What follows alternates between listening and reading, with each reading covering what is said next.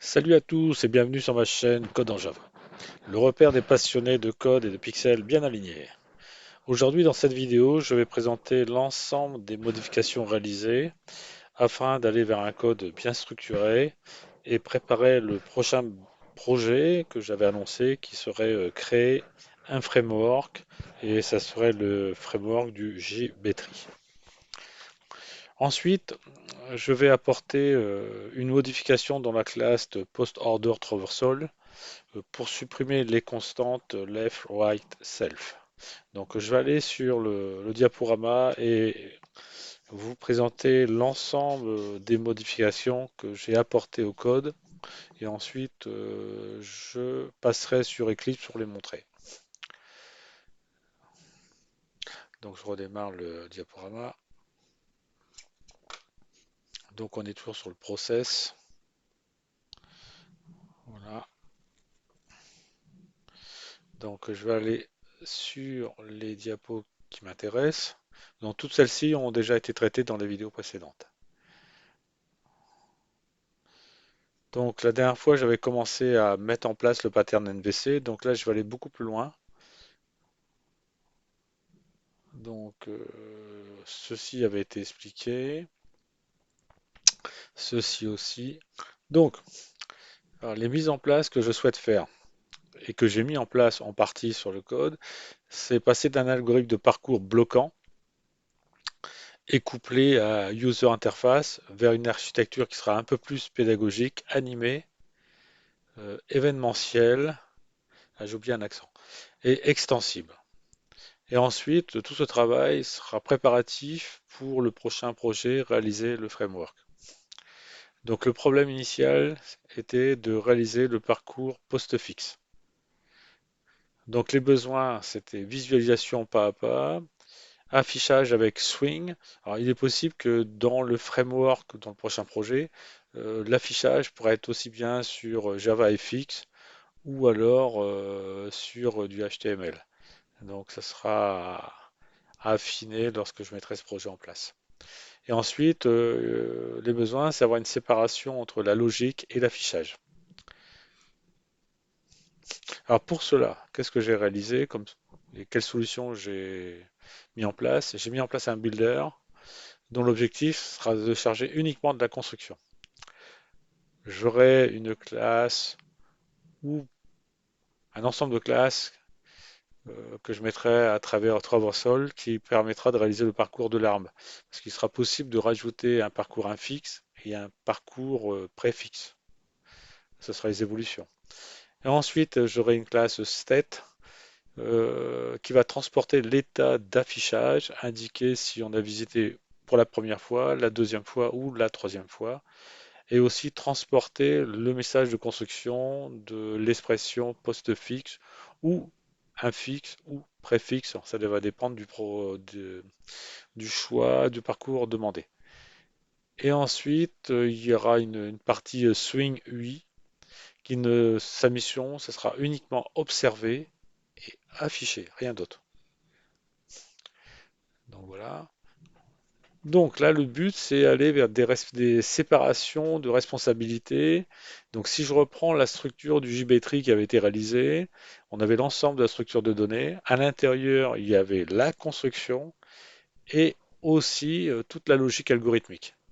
Donc là, ce que je propose, c'est de séparer tout ça.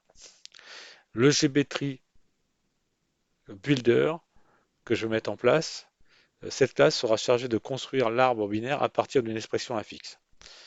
Ensuite, on aura le JBtree qui existe déjà, mais il sera revu dans une structure minimale dans laquelle il va contenir uniquement la structure de données. Ensuite, il y aura donc une autre classe de post-order traversal qui sera chargée de réaliser le parcours postfixe dans l'arbre B-tree. Alors évidemment, ensuite, après, je pourrais rajouter deux autres classes, par exemple inf order traversal et pré-order traversal. Comme ça, j'aurai les trois parcours possibles. Ensuite, le show JBtree et displayBtree seront des classes, je viens de mettre un S ici à classe, les classes qui vont assurer l'affichage de l'arbre et l'animation. Donc, on va faire en sorte qu'une classe a une seule raison de changer. On va pas faire en sorte qu'une classe réalise plusieurs choses. Ce qui était ici, géométrie réalisait plusieurs choses, la structure, la construction et la partie algorithmique. Donc, on va séparer toutes ces choses-là. Donc, le rôle central de la classe JBetree qui a été mis en place, qui n'existait pas sur la vidéo précédente. Donc là, son rôle, ça va être de valider les parenthèses. Donc, on va dire toute la logique algorithmique et la logique de construction qui était présente dans le GBtree, on va le retirer et venir le placer ici. Donc, on dirait que le builder va encapsuler ici toute la complexité de la construction de l'arbre. Donc là, voici ce qui a été mis en place. Ensuite, la classe JNode, qui est un modèle pour nous, enrichi à ce stade et qui est à ce stade encore pédagogique. À l'intérieur, on avait donc la valeur, on avait des liens, c'est-à-dire des pointeurs vers le parent, le fils gauche et le fils droit. On avait le type de node, est-ce que c'est une racine, une feuille ou un node intermédiaire. Et on a aussi un attribut visited, état de parcours. Et ce visited là est un état algorithmique. Ce n'est pas un état de la structure de données, mais plutôt un état algorithmique. Donc cette partie-là, il sera important de l'externaliser de cette classe. Donc là, pourquoi je fais tout ceci? Ben, c'est avoir une lisibilité pour l'apprentissage. Tiens, là j'ai écrit encore à l'envers, je corrigerai. Et ensuite, avoir une visualisation directe de l'état du parcours. Donc voici les modifs que j'ai apportés. Bon, je corrigerai mes petites fautes, les petites coquilles qu'il y a ici.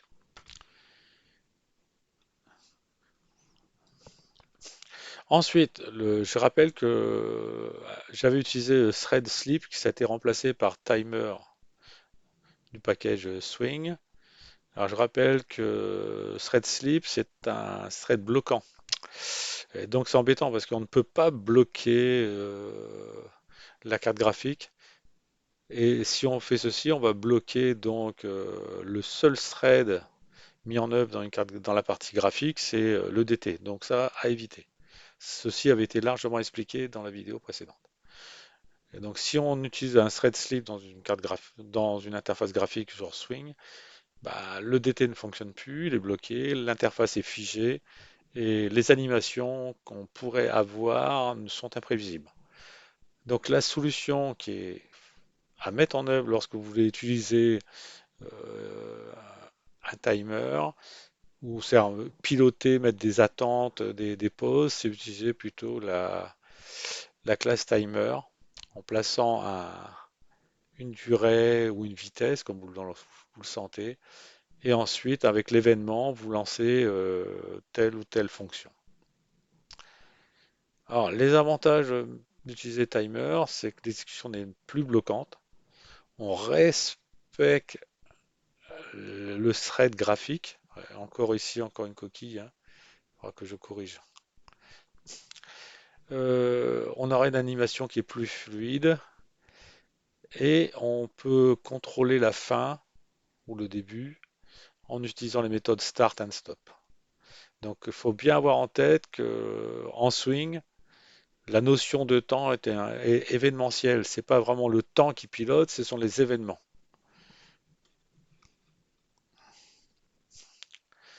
Ensuite, les modifications qui vont être apportées à post-order traversal.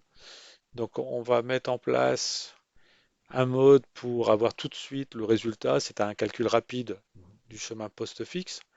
Et on aura une version plutôt pas à pas avec une animation graphique pour visualiser la réalisation du parcours. Et ceci mettra en œuvre un timer.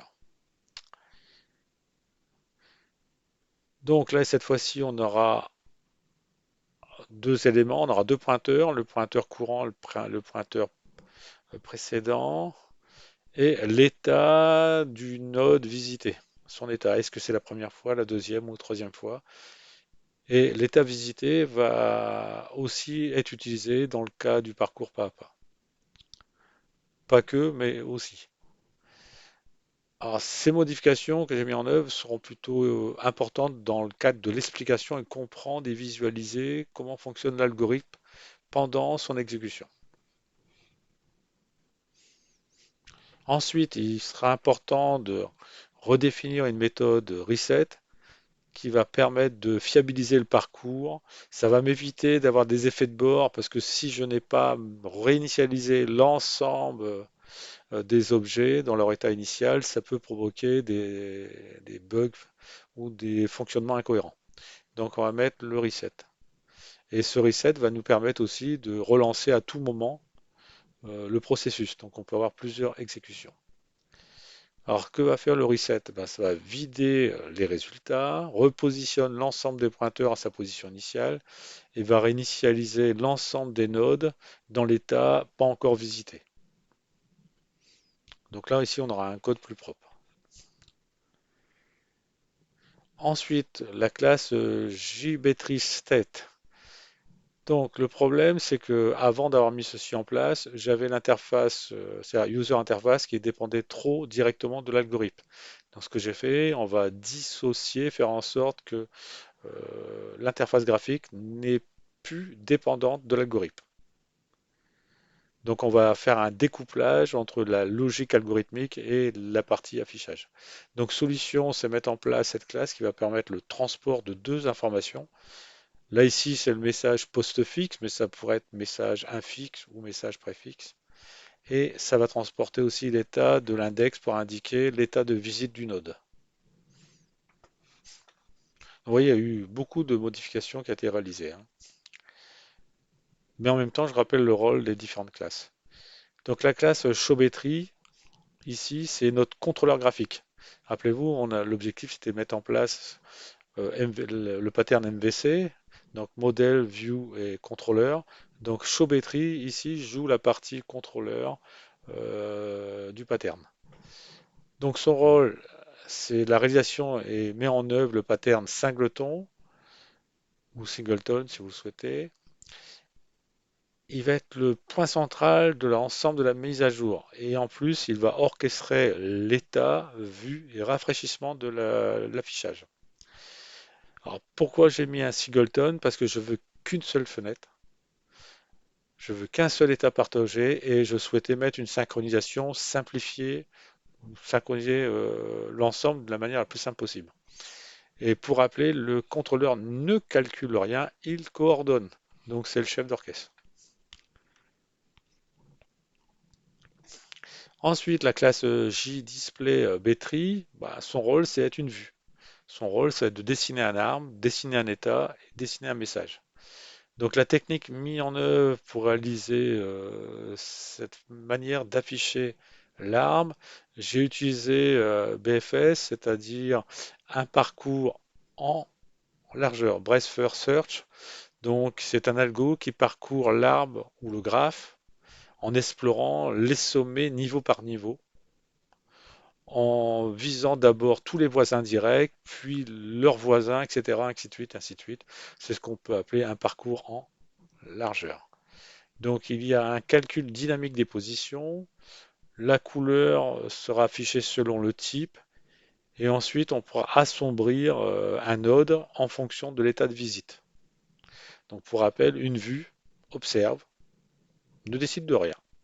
Donc là, on va bien respecter le pattern MVC.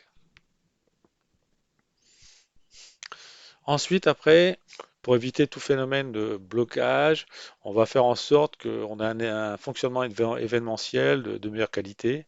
Donc, je vais mettre en place un listener. Donc, ce listener, pourquoi je vais décider de le mettre? C'est pour éviter d'avoir ce qu'on appelle le polling, c'est-à-dire d'avoir une variable et mettre une boucle. Tant que la variable n'a pas changé d'état ou changé d'état, faire ceci ou faire ceci. Donc, on va dire, ce mode de travail est un grand consommateur de ressources et de ressources CPU, et donc c'est pas la bonne solution. Donc, en mettant un listener, je vais éviter ça. L'avantage du listener, ça va me signaler la fin du parcours. et ce listener va me déclencher une action lorsque tout sera terminé.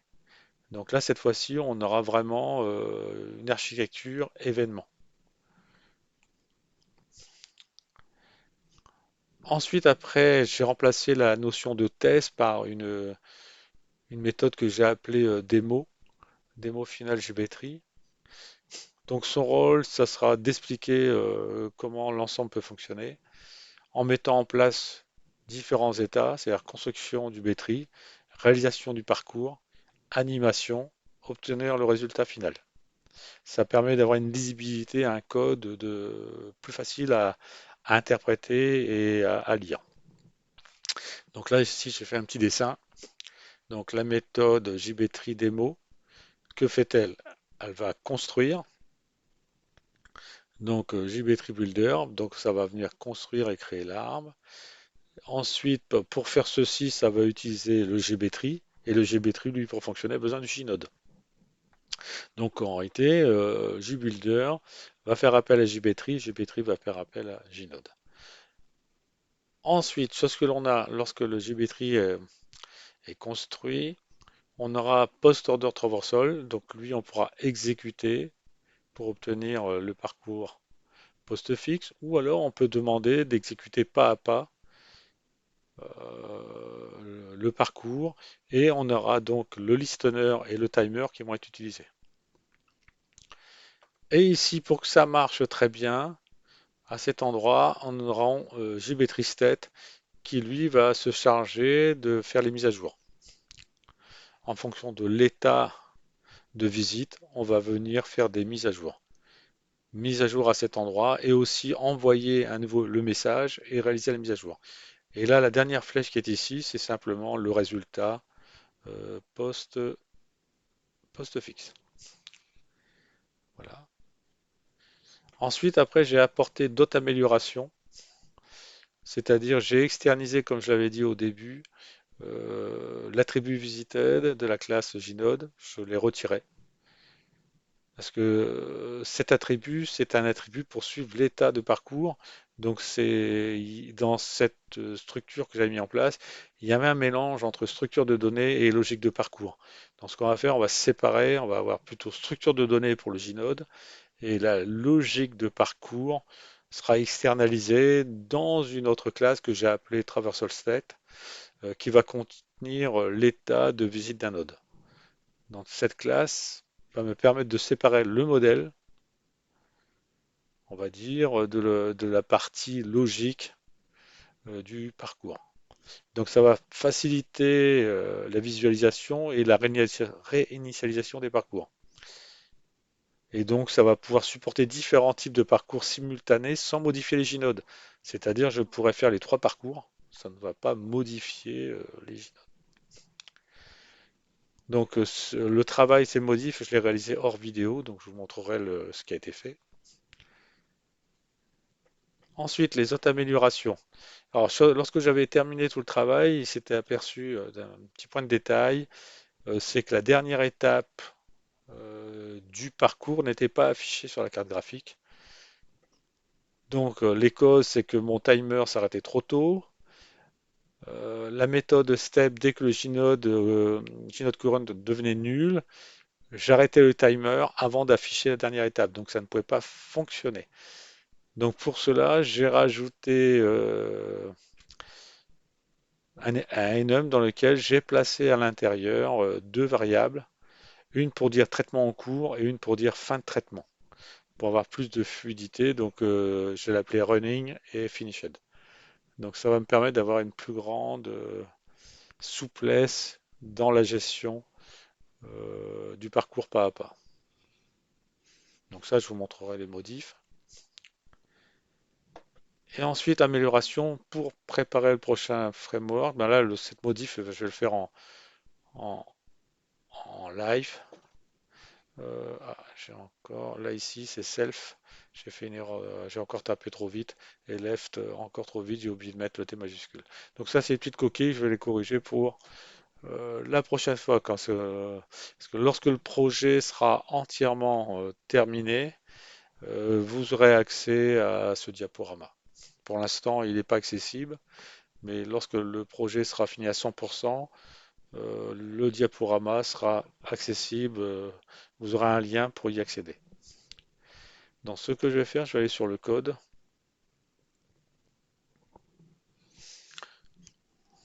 Bon, je vais déjà retester si ça marche. Donc je vais aller sur démo. Le voilà. Voilà. Donc l'écriture qui est mise en place, c'est celle-ci, 1,4 moins 3 fois 2,25 plus 7,32 moins 5,25 fois 4,85. On pourrait rajouter plus 7 divisé par 8, pourquoi pas. Voilà. Donc voici l'expression infixe que je veux injecter dans l'arbre. Donc ce que je fais, j'ai rajouté un booléen pour dire visualiser ou ne pas visualiser le parcours pas à pas. Donc là, je lance le constructeur.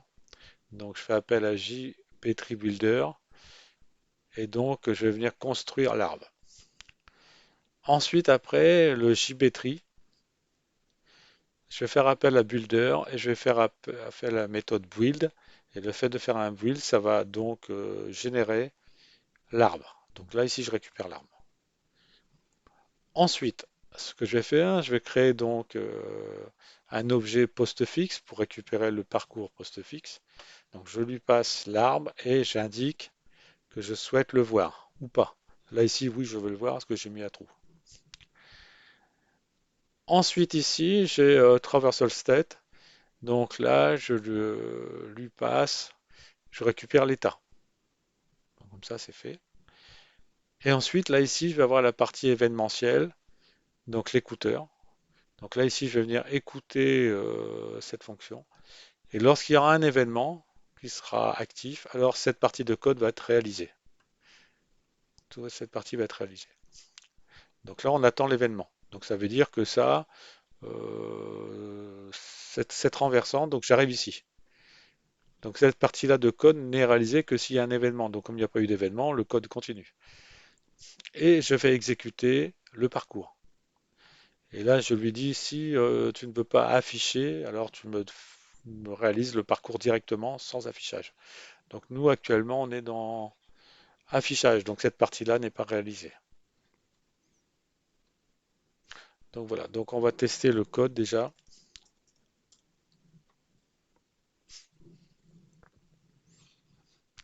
Voilà,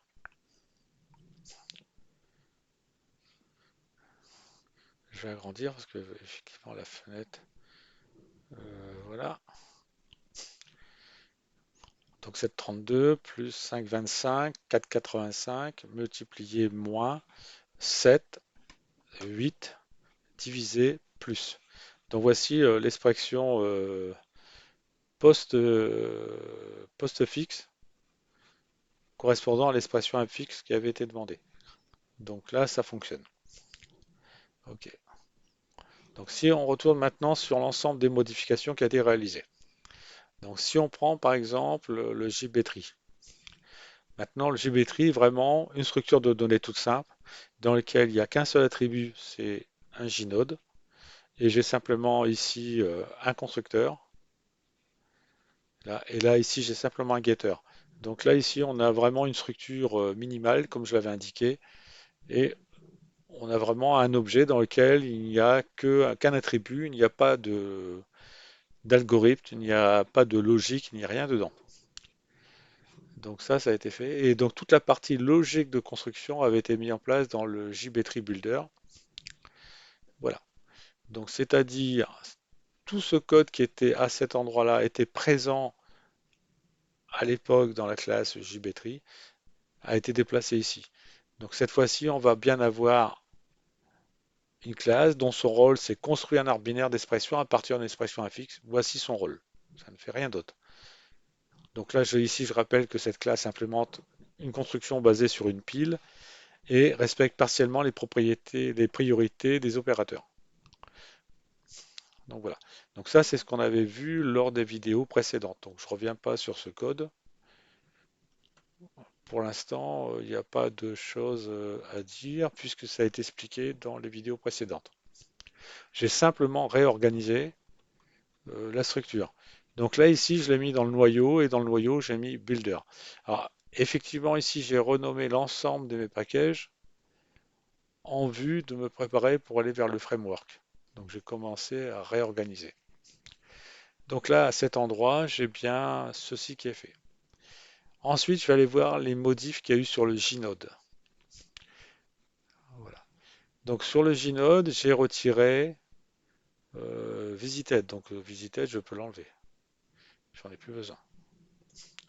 Donc Visited a été retiré, donc j'en ai plus besoin.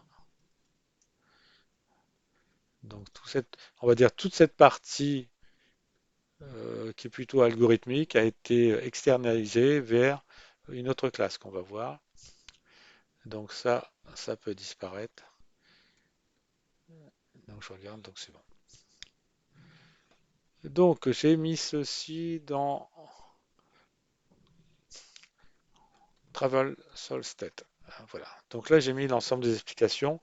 Donc cette classe va permettre de suivre l'état du parcours d'un arbre binaire. Elle gère pour chaque node l'état de visite et la phase globale du parcours. Alors la phase globale du parcours, c'est l'état running ou finished. Voilà. Donc je rappelle, le rôle transversal est une classe utilitaire qui centralise l'état du parcours d'un arbre binaire pour on va dire des parcours comme post-order.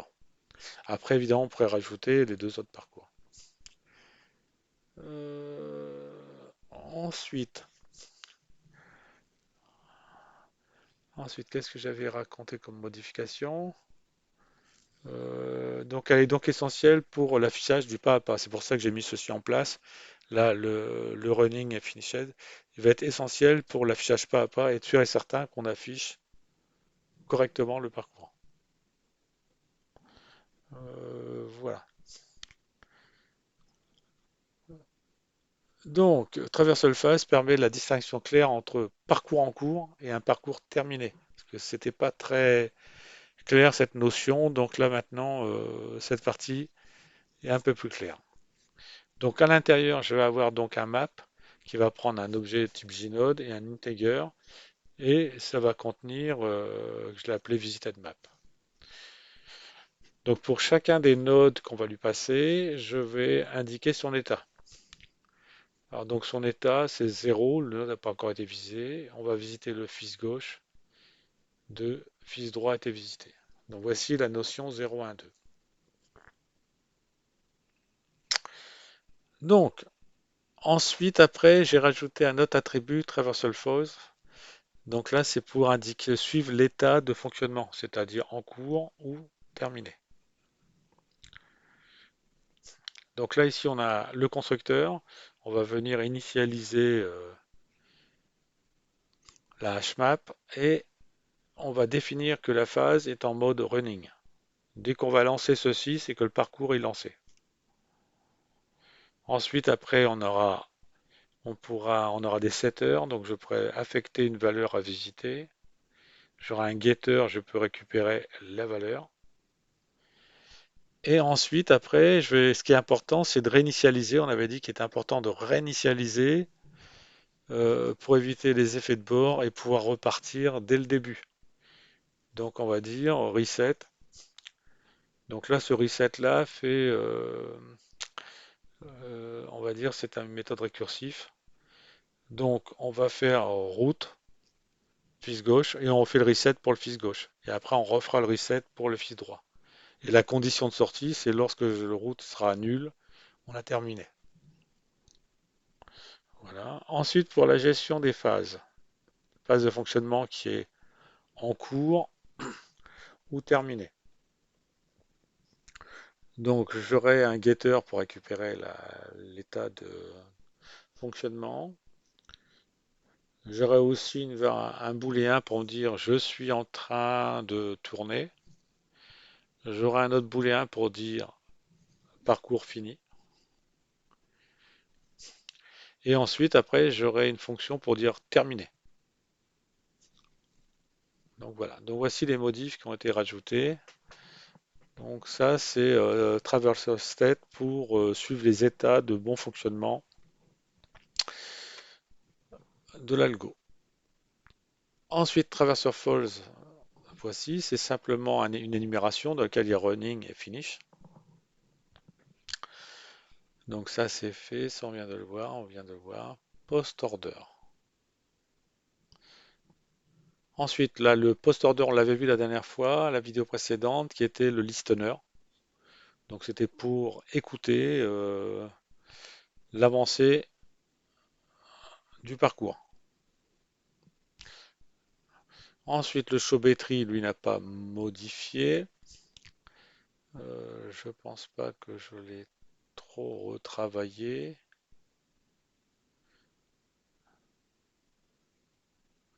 Si, je l'avais modifié ici, à cet endroit. J'ai rajouté set traverse state parce qu'au début, c'était visited. À cet endroit, on n'avait pas cette valeur-là, on avait un entier visited. Donc ça a été remplacé par travel stat. Et donc là, je mets à jour l'état. Et donc ça, de la partie redessiner et afficher le modèle, ça n'avait pas été modifié. Voilà. Ensuite, le JB-Tree state.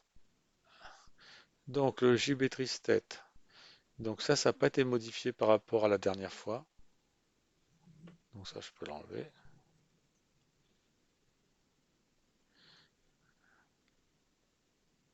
Non, il n'y a pas eu de modification sur ce code.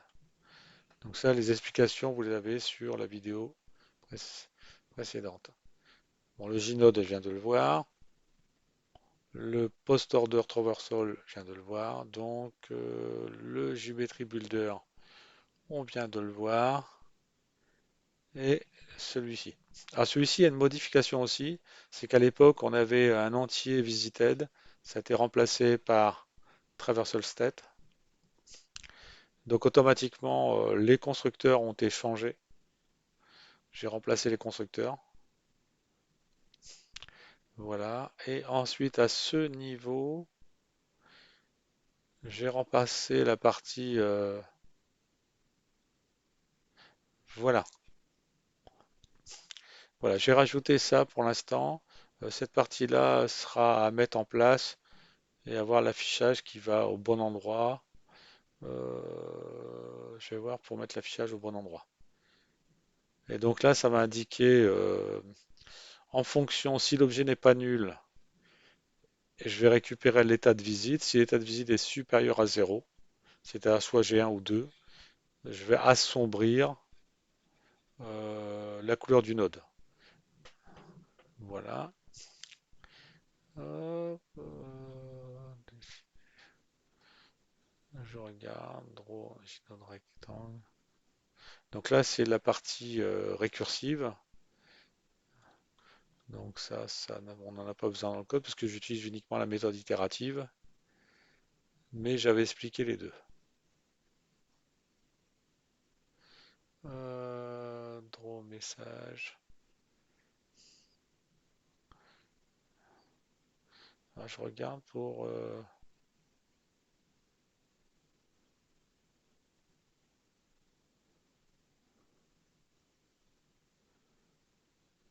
draw state. Je regarde si j'ai pas fait d'autres modifs. Non.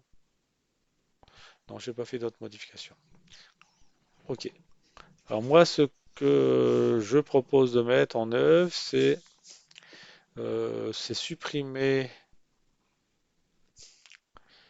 à cet endroit. Je vais supprimer ces trois éléments qui sont là, ces trois constantes. Parce que le gros problème, c'est que ici, on a donc trois constantes qui représentent une phase du parcours, hein. C'est soit je suis à gauche, soit je suis à droite, ou soit je suis sur le node lui-même. Mais le problème, c'est que le compilateur, pour lui, il ne sait pas. Lui, c'est avec des chiffres, il ne sait pas. Donc, à la rigueur, ça peut être source de problème. Et ce que je vais faire, je vais plutôt mettre un enum. Comme ça, les intentions de parcours vont être explicites. Pour l'instant, ils ne sont pas très explicites puisqu'on a des valeurs. Donc ça peut être un problème. Et donc, comme on manipule des nombres, il peut y avoir un risque. Il peut y avoir un risque. euh, Par exemple, si je prends dans la classe traversal stat ici, là ici, je pourrais mettre un stat là. C'est soit 0, 1 ou 2, mais rien ne nous dit que le code peut y avoir un bug. Et si je pourrais avoir soit une valeur différente de 2, hein, ou une valeur négative. Ça ne serait pas bloquant, la méthode peut fonctionner, hein, c'est pas bloquant. Mais au niveau de l'algorithme, ça va être incohérent, ça va pas fonctionner. Donc pour éviter ceci, justement, on va sans retirer ces états qui sont 0, 1, 2 par plutôt des états explicites en utilisant une énumération. Donc en mettant une enum, ça veut dire que seules ces valeurs qui ont été mises dans l'énumérateur seront autorisées et existent, rien d'autre. Si on mettait d'autres valeurs à la place, eh ben là, cette fois-ci, le compilateur va détecter une erreur et le code ne sera pas exécuté. Donc, on va essayer d'aller vers ça. Donc, ce que je propose de mettre, c'est dans Traversal Core ici. Je vais rajouter une nouvelle énumération. Cette énumération, je vais l'appeler Traversal Step. Parce que mon but, ça sera de faire les différentes étapes de parcours d'un node. Et donc dans les différents parcours d'un node, on aura donc l'F qui est la valeur initiale, voilà, et self. Donc voici l'énumération concernant les différentes étapes de parcours d'un node.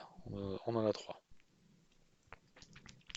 Donc ce que je vais faire maintenant, je vais devoir enrichir traversal state.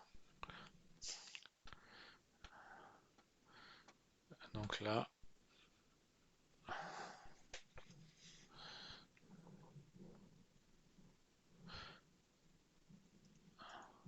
donc ce que je vais faire, je vais dire gestion des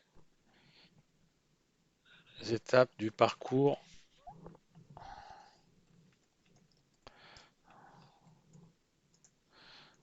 des étapes du parcours d'un du Bétri. Voilà, parce que là, ça va me servir à la gestion du parcours. Donc pour l'instant, nous, on a mis en place que le parcours post-fixe, mais on pourrait être amené à mettre les deux autres parcours. Je pense que des autres parcours, je les mettrai en œuvre dans le framework. Mais là, ici, dans le projet calculatrice, j'en ai pas besoin. Hop, je prépare le... Hop, on va faire un truc à peu près bien. Voilà. Donc ce que je vais faire, je vais créer une variable, un attribut, hein, private map, qui va prendre un Gnode et qui va prendre un objet de type traversal step. Voilà. Et moi, ce que je vais l'appeler, ben, je vais l'appeler, ce sont les différents pas qu'on peut faire. A new hash map. Voilà. Ensuite, ce que j'aurais besoin, c'est de rajouter donc getter et setter. Donc, public un getter traversal step get step, je vais l'appeler pourquoi pas, et par rapport à un Gnode. Voilà, et je vais faire return step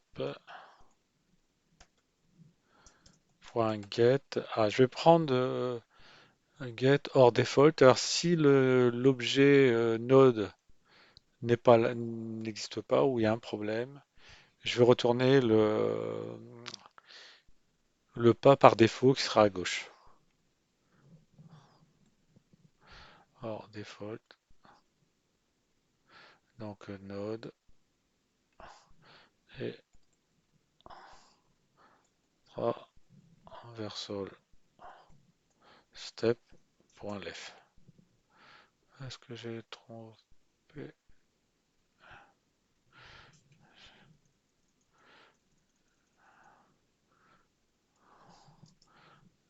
Traversal step point left. Voilà. Donc ça c'est mon getter. Ensuite après j'aurai besoin d'un setter. Donc public void set step. Voilà. Et il va prendre donc deux valeurs. Gnode node et traversal step. Et je vais mettre, je vais l'appeler step. Ah, voilà. Et donc on va dire si le node est différent ou égal de nul, c'est-à-dire le node existe. Si le node existe, alors on peut donc le pousser dans la map. Donc steps.put node et step.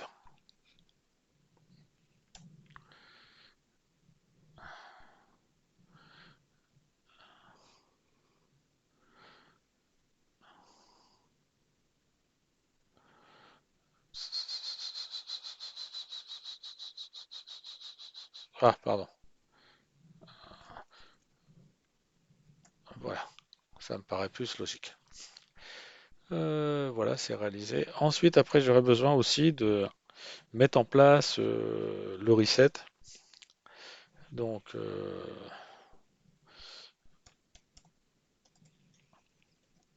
ouais, je peux le mettre en private void reset step. Il prend un gnode node. Voilà. Et donc, ce que je vais faire step. Il y a clear, donc je vais tout effacer pour ce node. Et ensuite, après, il va falloir que j'efface pour tous ses enfants. Donc, je vais faire une méthode reset récursive. Je vais l'appeler récursive. Et je lui passe le node. Voilà, donc elle n'existe pas, il faut la créer.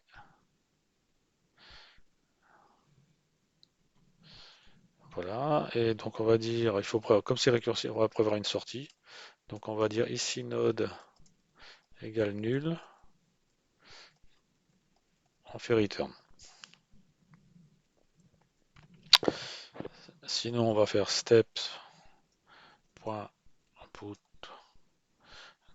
donc le node. Et comme on réinitialise, on va dire que c'est traversal left.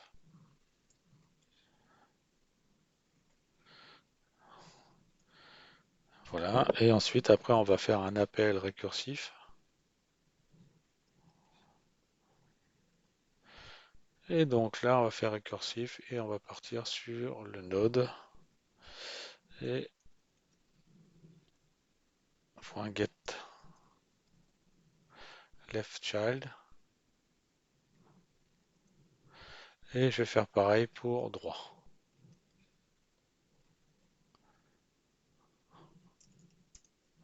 Donc right child. Voilà, et ensuite après on va utiliser cette méthode dans le reset global. Là ici. Donc reset step. Voilà. Là, comme ça, tout est reseté correctement. Voilà.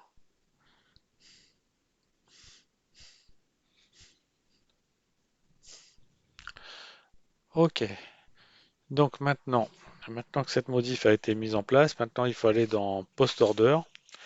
Je vais venir supprimer donc dans Post Order. Donc ça, je les supprime. On n'a plus besoin. Ensuite, ceci, on n'y touche pas.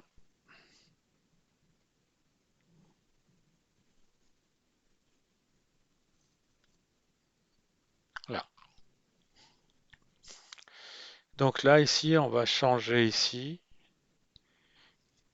et on va récupérer le step. Get step et current. Alors, le visited ici va servir essentiellement pour la partie graphique. Donc là, j'en ai plus besoin.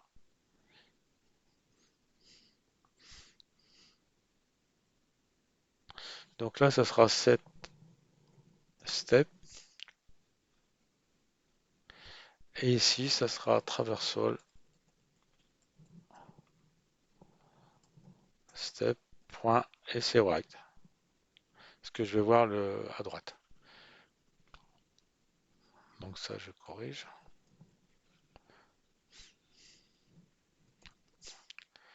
Voilà. Donc là, ici, ça sera traversal. Il va aller sur le 2, donc c'est self.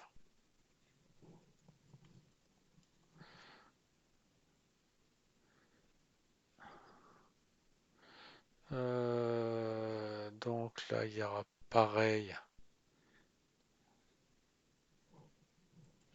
Donc ça change et je vais sur le left. Donc, point get left. Et c'est droite. C'est gauche plutôt. Left. Donc là, c'est get visited current. Donc, 1, c'est celui-ci, c'est droite. Donc là, je vais à droite.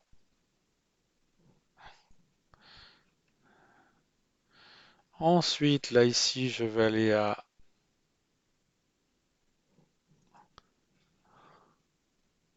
Je retourne à gauche.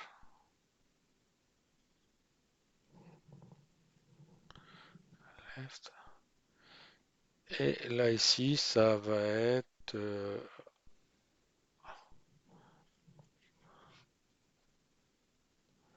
le fils droit.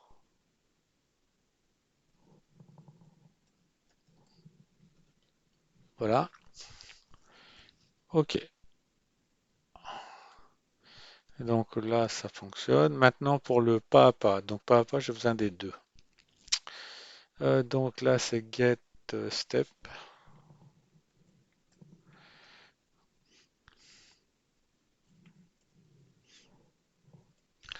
Donc là, c'est current hop, step right.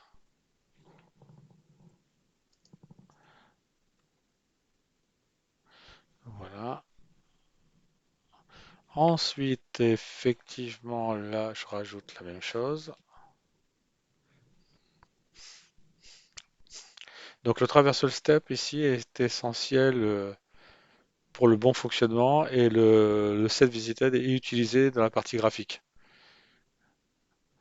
Hop, tac, ça c'est bon. Ok, donc là c'est self.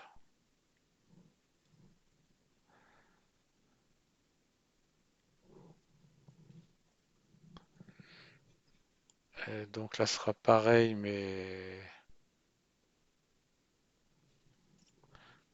donc là ça sera pareil, mais je vais prendre le left et right.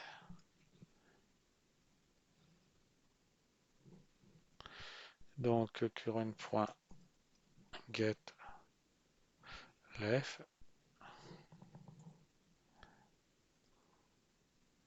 left. Voilà. Donc là, c'est current, c'est right. Donc je prends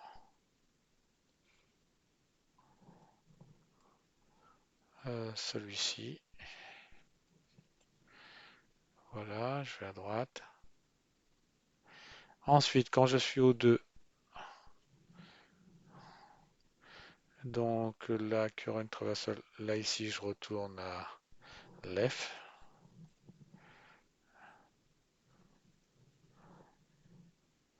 Donc current.get right child, et là, je repars à left. Ok, donc là, tout le parcours, je pense pas que j'ai oublié des choses. Euh, voi- Voilà. Donc effectivement, pour l'instant, je vais laisser le set visited. Peut-être que dans les prochaines vidéos ou dans le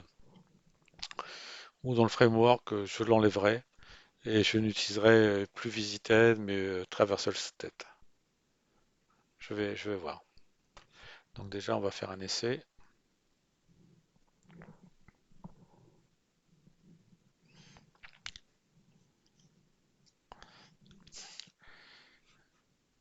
Donc ça a l'air de fonctionner. Je vais faire quitter cette phase. Je vais tout quitter et relancer. Hop, là tout est quitté. Je relance. Donc j'agrandis. Donc là on est sur 3, 2,25 fois moins 7,32 plus 5,25, 85 multiplié moins 7, 8 divisé plus. Ok, ça fonctionne. Donc là, il n'y a pas de souci. Il n'y a pas eu d'altération, mais ça fonctionne avec l'énumération. Et donc le fait d'avoir mis cette modification en place, ça va nous préparer pour le prochain projet sur le framework. Ça va me permettre de gagner du temps. Alors, cette modification va aussi permettre d'éviter d'avoir des bugs entre guillemets silencieux, on ne les verrait pas venir. Et le code va être beaucoup plus sûr et plus lisible. Voici les améliorations apportées. Donc là ici pour fermer la fenêtre, c'était prévu à cet endroit. Si je mets oui, là. Si je fais oui, on voit que la fenêtre n'existe plus. Donc ça fonctionne. Donc voici, toutes les modifs ont été réalisées. Donc les modifications ont été apportées correctement. Donc il n'y a pas de souci. Donc là on a vraiment un code. Cette fois-ci, on a supprimé les constantes. Il n'y a plus de constantes et on fait plutôt appel à une énumération. Donc il n'y a plus de valeur. On est sûr et certain que ça sera assez explicite. Il peut n'y avoir que ces trois valeurs-là et pas d'autres. Donc il ne peut pas y avoir de bug.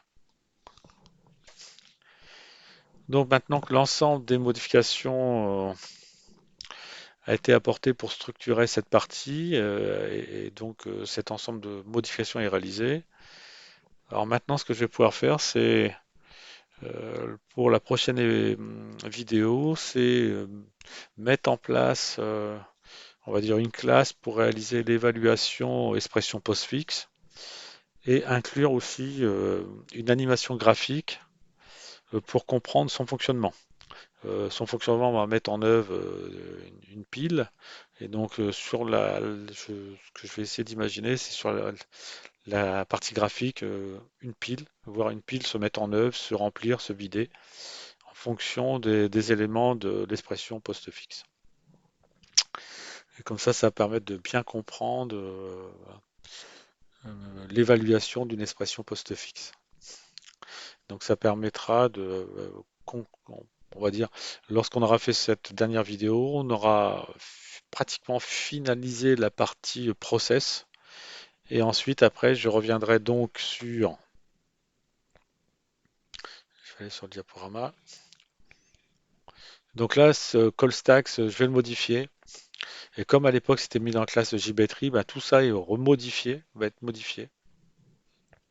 Je mettrai en place plutôt une nouvelle classe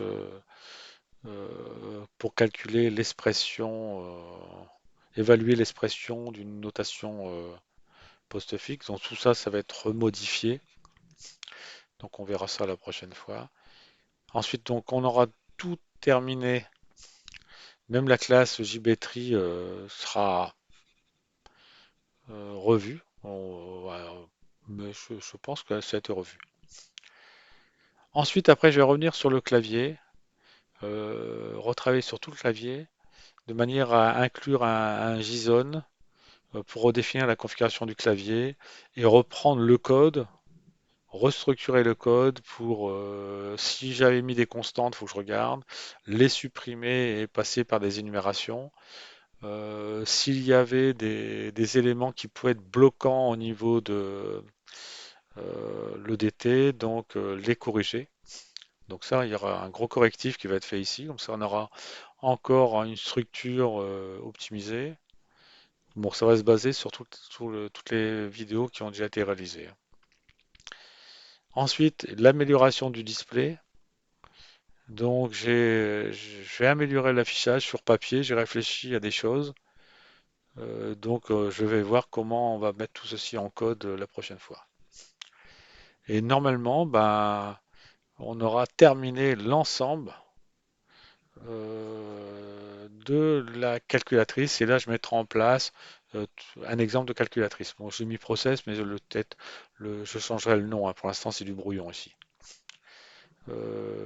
Voilà. Donc voici où on en est. Donc si vous avez aimé, je vous invite à me laisser un petit pouce bleu. Si vous avez envie, abonnez-vous à ma chaîne. Si vous avez des questions ou des commentaires ou des renseignements vous voulez échanger, vous pouvez utiliser donc les commentaires. Et d'ici là, je vous dis à la prochaine vidéo et que Java soit avec vous.